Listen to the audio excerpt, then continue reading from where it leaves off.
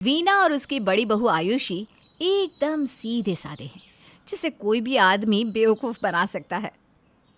बहू, अब समीर के लिए भी रिश्ता देखना होगा। हाँ मम्मी जी। मैं चाहती हूँ कि समीर की बहू हम दोनों जैसी सीधी सादी ना हो। हम दोनों तो किसी से कुछ कह भी नहीं पाती, इसीलिए तो पड़ोसी और रिश्तेदार हमारा फ़ायदा उठा रहे हैं। इस ज़माने में ना सीधे लोगों की कोई जगह नहीं है। सही कहा मम्मी जी, समीर भैया भी ना सीधे ही हैं। एक तेज तर्रार आदमी की इस घर में बहुत ज़रूरत है। वीना पंडित जी को समीर की तस्वीर और उसकी कुंडली देकर लड़की देखने को कहती है। एक रोज़ पंडित मोना का रिश्ता लेकर वीना के घर आता है और उसे मोना की तस्वीर दिखाता है। मम्मी जी, लड़की तो बहुत सुंदर है, समीर भैया के साथ इसकी जोड़ी अच्छी लगेगी। पंडित जी, आप रिश्ता पक्का कर दीजिए, हमें मोना पसंद है। ठीक है। पंडित जी वहाँ से निकल कर चले जाते हैं और मन ही मन कहते हैं, बहुत मुश्किल से इस मोना का रिश्ता हुआ है, आफत टली। अब इन लोगों को समझ में आएगा कि इन्होंने किस बिल्ली के गले में घंटी बांध दी है। पंडित मोना के घर वालों से बात कर रिश्ता पक्का कर देता है। मोना और समीर की शादी हो जाती है। मोना समीर के घर आ जाती है, जहाँ सभी रिश्तेदार मोना की मुंह दिखाई करते हैं। मोना देखती है कि आयुषी अकेली ही एक पैर पर बिना रुके काम किए जा रही है और सारे रिश्तेदार आराम से बैठकर खा पी रहे हैं और आयुषी की चुगली कर रहे हैं। तो कैसा खाना बनाया है इस आयुषी ने? लगता है बनाना ही नहीं आता कुछ। इससे तो अच्छा हम बाहर ही खा लें। इतना धीरे काम करती है कि पूछो ही मत। ये सब सुनकर मोना का पारा चढ़ जाता है। वो उठकर अपना घूंघट उठाकर कहती है, बस, सब चीज़ की हद होती है। खा पी लो और चुगली कर दो। भाभी बेचारी सुबह से बिना रुके काम ही कर रही है और इतना ही खराब लग रहा है आप लोगों को, तो आप लोग खा ही क्यों रहे? सभी रिश्तेदारों के मुंह बन जाते हैं। वीना मोना से कहती है, बहू रहने दे, तू अपने कमरे में जाकर आराम कर। सारे रिश्तेदार उठकर चले जाते हैं। अगले दिन मोना एक अच्छी बहू की तरह नहा धोकर तैयार होकर घर के सारे काम करने लगती है। तब आयुषी कहती है, देवरानी जी, बस सारे काम एक ही दिन में कर लोगी क्या? आज तुम्हारा पहला दिन है, मैं कर लूँगी, छोड़ दो तुम। इतने दिनों से तो आप ही कर रही है ना भाभी, अब आप आराम कीजिए। मोना रसोई का कचड़ा ले जाकर घर के बाहर फेंकने जाती है। कचड़ा जब कचड़े फेंकने की जगह पर फेंकती है तो उसकी पड़ोस की एक औरत अभिलाषा मोना के घर के बाहर कचड़ा फेंक कर जाने लगती है। तभी मोना उसे रोक कर कहती है, आपको दिखाई नहीं देता किसी के घर के बाहर कचड़ा फेंक देती हो? ये कचड़ा फेंकने की जगह है क्या? कल से मैं भी आपके ही घर के बाहर फेंकूंगी। मैं तो हमेशा से यहीं फेंक रही हूँ, नई नई आई हो और मुझे समझा रही हो। जाओ अपना काम करो, मैं तो यहीं फेंकूंगी। अच्छा ऐसा है, तो अब देखो। मोना अपने घर से कचड़ा ले आती है और अभिलाषा के घर के बाहर फेंक देती है। अब से मैं भी यहीं फेंकूंगी, जो करना है कर लीजिए। तुम ना अपनी हद पार कर रही हो। दोनों की आवाज़ तेज़ हो जाती है। आवाज़ सुनकर मोहल्ले के लोग वहाँ जमा हो जाते हैं और आयुषी और वीना भी बाहर आ जाती हैं। ये क्या कर रही है तू? चल अंदर चल। नहीं भाभी, इन लोगों को सबक सिखाना ज़रूरी है। ये लोग आप लोगों की सीधेपन का फ़ायदा उठा रहे हैं। आज के बाद ये औरत कचड़ा फेंकना ही भूल जाएगी। सारी चर्बी इसकी निकाल दूंगी मैं। मोना पूरे मोहल्ले का कचड़ा ला ला कर अभिलाषा के घर के बाहर फेंकना शुरू कर देती है। तब अभिलाषा हाथ जोड़कर कहती है, आज के बाद मैं कभी भी तुम्हारे घर के बाहर नहीं फेंकूंगी। ठीक है। मोना, आयुषी और वीना घर चले जाते हैं। मोहल्ले के लोग मोना की बातों को सही मानते हैं और कहते हैं, बात तो मोना सही कह रही थी। किसी के घर के बाहर कचड़ा फेंकना तो गलत है। ये अभिलाषा खुद को कुछ ज़्यादा ही तेज समझ रही थी। उसके साथ ये सब होना ज़रूरी था। इस अभिलाषा ने सबके नाक में दम कर रखा था, ये होना ज़रूरी था। शेर को सवा शेर मिल गया, अब इसकी बोली नहीं निकलेगी।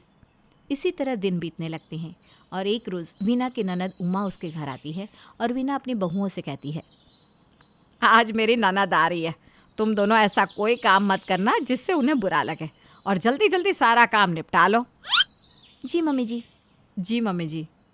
मोना और आयुषी काम में लग जाती है और थोड़ी ही देर में उमा आ जाती है। समीर की शादी पर नहीं आ पाए तो सोचा चली आऊं, बहू को देख तो लूं। ठीक किया बुआ जी, अपना ही घर है, जब चाहे आ जाओ। सभी उमा के पैर छूते हैं। उमा भी मोना को देखकर उसकी मुंह दिखाई करती है।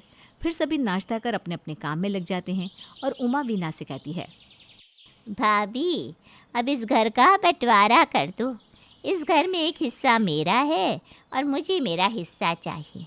मेरा तो भाड़े का घर है, तुम तो आराम से इस घर में मज़े से रहती हो। लेकिन दीदी बंटवारा कैसा? बेटियों का तो हिस्सा होता ही नहीं। सासू माँ ने मरते वक्त मुझे कहा था कि उन्होंने आपको सब कुछ दे दिया है। ऐसा कुछ नहीं है, मुझे मेरा हक चाहिए, नहीं तो कोर्ट तक ले जाऊंगी। ये सारी बातें आयुषी और मोना रसोई से निकलते वक्त सुन लेती है और मोना बोल पड़ती है, बुआ जी, अब तो आप कोर्ट ही जाओ। अब तो किसी कीमत पर आपको हिस्सा नहीं मिलेगा। आने के साथ ही आप हिस्से की बात करने लगी। मम्मी जी बहुत सीधी हैं आप। ये कोई मुझे देखने नहीं आई है, हिस्से की बात करने आई है। हाँ तो मेरा हिस्सा है, क्यों छोड़ूं मैं? आपको ये बोलते वक्त शर्म नहीं आती? जब भी आपको पैसों की ज़रूरत पड़ती है, समीर और भैया आपको पैसे भेजते हैं और वापस तक नहीं मांगते। आपके बेटे की पढ़ाई का सारा खर्च मम्मी ने उठाया, यहाँ तक कि आपके बेटे की शादी भी करवाई। तब आपको ये याद नहीं आया कि मुझे ये पैसे लौटाने हैं? जितने आपके हक में आएंगे ना, उससे ज़्यादा तो इन लोगों ने आपके और आपके परिवार वालों पर खर्च कर दिए हैं। बहुत जबान चल रही है तेरी। यही सीख के आई है क्या अपने मायके से? हाँ हाँ, यही सीख के आई हूँ। कम से कम आपकी तरह मांगना तो नहीं सिखाया मेरे मायके वालों ने। मोना उमा का बैग लाकर उसके सामने रख देती है। ये लीजिए अपना बैग और जैसे आई हैं वैसे लौट जाइए। ठीक है, अभी तो जा रही हूँ, लेकिन तुम लोगों को छोड़ूंगी नहीं मैं। उमा चली जाती है। वीना मोना से कहती है, अरे बहू तुम मत बोला करो ना। क्यों मम्मी जी, सही को सही गलत को गलत बोलने में क्या बुराई है? चुप रहकर गलत बर्दाश्त करना भी गलत है। एक रोज़ आयुषी वीना से कहती है, मम्मी जी, मोना की शादी होने से पहले अगल बगल वाले हमसे डरते नहीं थे, लेकिन जब से मोना आई है किसी की हिम्मत ही नहीं होती। आज पता है क्या हुआ? मैं और मोना बाजार जाने के लिए जैसे ही घर से निकले, हमारे दरवाजे के बाहर कुछ आदमी ताश खेल रहे थे। मोना को देखते ही एकदम दबाकर भाग खड़े हुए। हमारी मोना का बहुत खौफ है। वो तो है, मोना के सामने किसी का मुंह नहीं खुलता। वो कल हमारे बगल वाले पांडे जी हैं ना, उनकी पत्नी और बहू मिलकर अपनी मोना की चुगली कर रही थी। जैसे ही उन दोनों ने मुझे देखा चुप हो गई। इसमें तो कोई दो राय नहीं कि सब मोना के नाम से डरते हैं। इसी तरह दिन बीतने लगते हैं। मोना के डर से कोई भी रिश्तेदार वीना के यहाँ आने से पहले सोचता।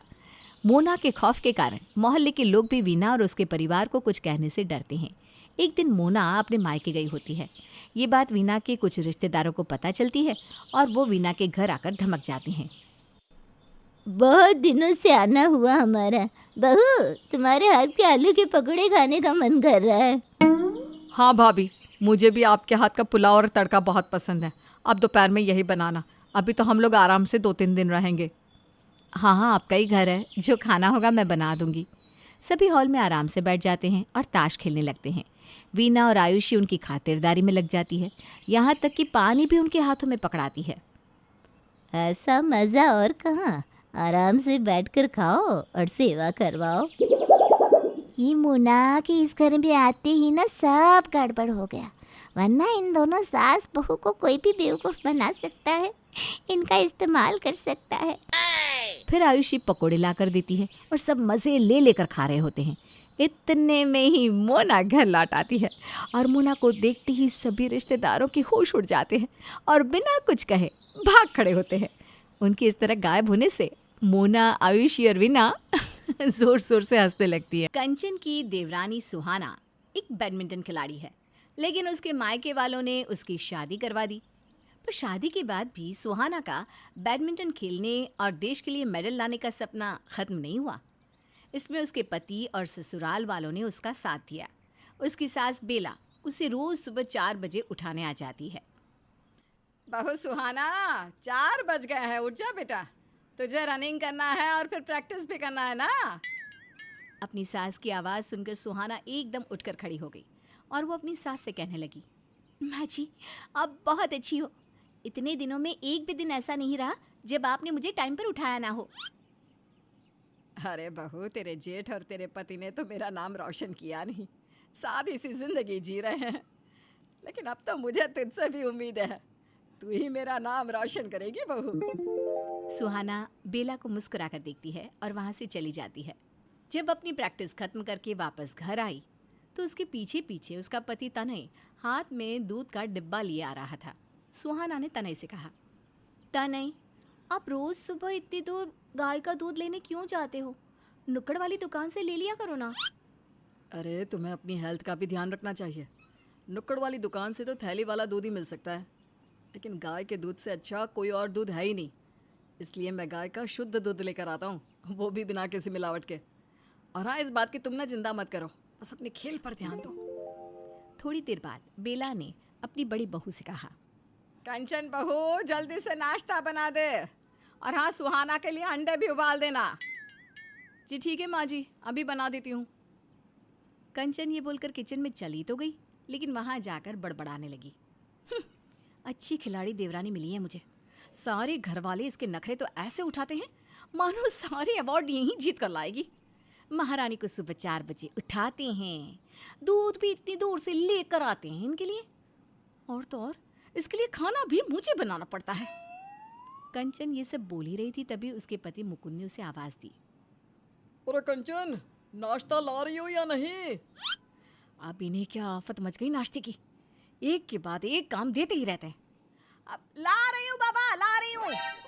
कंचन जब बाहर आई तो मुकुंद और कंचन की बेटी मुक्ति बहुत रो रही थी। कंचन ने अपनी बेटी को रोता देखकर अपने पति से कहा, मुझे आवाज़ तो ऐसे देते हो जैसे कहीं कोई पहाड़ टूट गया। छोटी सी बच्ची को नहीं संभाल सकते आप? कितना रो रही है। कंचन ने मुक्ति को गोद में ले लिया, लेकिन मुक्ति कंचन से भी चुप नहीं हो रही थी, तो सुहाना ने उसे अपनी गोद में ले लिया। वो सुहाना की गोद में आते ही चुप हो गई। ये देखकर बेला बोली, अरे वाह सुहाना, देख इस मासूम बच्ची ने तेरी गोद पहचान ली, तेरे पास आते ही चुप हो गई। बहू तो आराम से नाश्ता कर ले, फिर थोड़ा आराम कर लेना। सुबह 4 बजे से उठकर प्रैक्टिस में लगी है, थक गई होगी। कंचन, सुहाना को नाश्ता दे। कंचन ने सुहाना को नाश्ता दिया, लेकिन कंचन सुहाना से बहुत चिढ़ने लगी थी, क्योंकि सभी घर वाले उसे बहुत पसंद करते थे और सुहाना घर का कोई काम नहीं करती थी। इसलिए कंचन ने ठान लिया कि वो उसे कामयाब नहीं होने देगी और उसके रास्ते में मुश्किलें पैदा करेगी। इस सुहाना ने तो मुझे नौकरानी बनाकर रख दिया है। अब मैं भी देखती हूँ मेरी खिलाड़ी देवरानी कैसे खेल खेलती है। ये बैडमिंटन खेलेगी और मैं इसके साथ खेलूंगी। कंचन अब अपनी देवरानी को परेशान करने का कोई भी मौका हाथ से जाने नहीं देती। एक दिन उनके घर सुहाना के स्कूल के कोच मिस्टर प्रसाद आए। उन्होंने सुहाना से कहा, सुहाना, मुझे तो शुरू से यकीन था कि तुम बैडमिंटन में अपना करियर बनाओगी। तुम स्कूल में भी बहुत अच्छा खेलती थी। सर, जो आपने सिखाया है बस अब भी वही काम आ रहा है। यहाँ आने के लिए थैंक यू सर। सुहाना, ये मैं तुम्हारे लिए कुछ काम की चीज़ें लाया था। ये मैंने एक लिस्ट बनाई है। अगर तुम्हें अंतर्राष्ट्रीय स्तर पर खेलना है तो तुम्हें ये सभी नियम अच्छी तरह से फॉलो करने होंगे। तुम्हें अपनी फ़िटनेस का पूरी तरह से ख्याल रखना होगा। और हाँ, तुम्हारा वज़न 55 किलोग्राम होना चाहिए, तभी तुम अंतर्राष्ट्रीय स्तर पर खेल सकती हो। ये कहकर मिस्टर प्रसाद वहाँ से चले जाते हैं। कंचन को मिस्टर प्रसाद की सभी बातें तो समझ में नहीं आई, लेकिन एक बात कंचन के दिमाग में अच्छी तरह से बैठ जाती है कि उसकी देवरानी का वज़न 55 किलोग्राम से ज़्यादा नहीं होना चाहिए। वो सोचती है, अब मिल गया मुझे नया तरीका अपनी खिलाड़ी देवरानी को सबक सिखाने का। मैं अब अपनी देवरानी के खाने पीने का इतना ख्याल रखूंगी कि अब तो वो फूल कर गोलगप्पा बन जाएगी। फिर क्या था, कंचन ने अपनी देवरानी के लिए एक डाइटिशियन रख ली। अब कंचन ने अपनी देवरानी को उल्टा सीधा खिलाना शुरू कर दिया। एक दिन सुहाना ने कंचन से कहा, भाभी आप मुझे एक दिन में कई कई अंडे और हैवी चीज़ें खिला देती हो, ये सब ना मेरी डाइट के लिए ठीक नहीं है। सुहाना, मैं अपनी मर्ज़ी से थोड़ी ना खिलाती हूँ, वो तो मुझे डाइटिशियन ने बोला है, मैं वही करती हूँ। अगर तुझे मुझ पर यकीन नहीं तो पूछ ले। भाभी आप पर यकीन कैसे ना करूँ, आप मेरा कितना ख्याल रख रही हो, बिल्कुल मेरी माँ की तरह। सुहाना को कंचन पर बहुत यकीन था, लेकिन उसे इस बात का अंदाज़ा नहीं था कि उसकी जिठानी उसकी पीठ पर छुरा भोंक रही है। इसी तरह गलत डाइट फॉलो करने की वजह से सुहाना ओवरवेट हो गई और वो बैडमिंटन अंतर्राष्ट्रीय स्तर के लिए खेल नहीं पाई। वो दुखी होकर बैठी ही थी कि तभी उसके ससुराल वाले उसके पास आए और उसे हिम्मत देने लगे। अरे बहू तो हिम्मत मत हार, एक ना एक दिन तू ज़रूर कामयाब होगी। हाँ सुहाना, हम ना दूसरा डाइटिशियन रख लेंगे। देखो तुम अगली बार के लिए ट्राई कर लेना। हाँ सुहाना, इस तरह से मुंह लटका कर बैठने से कुछ नहीं होगा। आप सबका मुझे इस तरह से समझाना बेकार है। हम मैं नहीं खेलूंगी बैडमिंटन। सुहाना बिल्कुल टूट चुकी थी। उसने बैडमिंटन से संन्यास ले लिया था। वो अब अपने घर का काम और अपने ससुराल को संभालने लगी। इसी बीच सुहाना मुक्ति के काफ़ी करीब आ गई। वो मुक्ति का बहुत ख्याल रखती और उसके साथ बैडमिंटन खेलती। मुक्ति बेटा, चलो आओ खेलो मेरे साथ। मैं आज भी तुम्हें हरा दूंगी। नहीं चाची, आज तो मैं ही जीतूंगी। इसी तरह कई साल बीत गए। कंचन की बेटी मुक्ति बड़ी हो गई। मुक्ति एक दिन अपने घर पर आई। उसके गले में मेडल था। जैसे ही वो घर में आई तो सभी घर वालों ने उसे घेर लिया और उसे मुबारकबाद देने लगे। लेकिन मुक्ति की नज़रें अपनी चाची को ढूंढ रही थी। जैसे ही सुहाना किचन में से निकल कर आई, मुक्ति उससे लिपट गई। चाची, ये सब कुछ आपकी वजह से हुआ है। अगर आप मुझे बैडमिंटन खेलना ना सिखाती तो ये सम्मान मुझे कभी नहीं मिलता। आप ही मेरी सच्ची गुरु हो। ये मेडल और ये जीत मेरी नहीं, आपकी है। अगर आप मेरे अंदर आत्मविश्वास पैदा ना करती ना तो ये कभी मुमकिन नहीं हो पाता। मुक्ति, ये तो अभी शुरुआत है। तुम्हें तो बहुत आगे जाना है। देश के लिए मेडल लाना है। दोनों की बातें सुनकर सभी की आंखों में खुशी के आंसू आ गए। लेकिन कंचन की आंखों में खुशी से ज़्यादा पछतावे के आंसू थे। उसने अपनी देवरानी के साथ जो किया वो कोई दुश्मन के साथ भी नहीं कर सकता। वो अपनी देवरानी के पास गई और उसे सारी सच्चाई बता दी। ये सब सुनकर सुहाना ने कहा, दीदी छोड़ो ना इन पुरानी बातों को। मैं आपसे नाराज़ नहीं हूँ। सुहाना, तुम मुझे इतनी आसानी से कैसे माफ़ कर सकती हो? मैंने तुम्हारी कामयाबी, तुम्हारे सपने तुमसे छीन लिए और तुम मुझसे नाराज़ नहीं हो। इससे तो मैं और भी ज़्यादा अपनी नज़रों से गिर जाऊंगी। दीदी क्यों ऐसी बातें कर रही हो? मैंने तो बुरा माना ही नहीं। अब बस मुक्ति को अंतर्राष्ट्रीय स्तर पर खिलाना ही मेरा सपना है। सुहाना वहाँ से चली जाती है। अब वो मुक्ति के खेल पर ध्यान देती है। कंचन सुहाना को जब भी मुक्ति के साथ या उसकी मदद करते हुए देखती तो उसे खुद से नफरत होने लगती कि उसने अपनी देवरानी के साथ कितना बुरा किया। और वहीं देवरानी उसकी बेटी के साथ उसके भविष्य के लिए कितनी मेहनत कर रही है।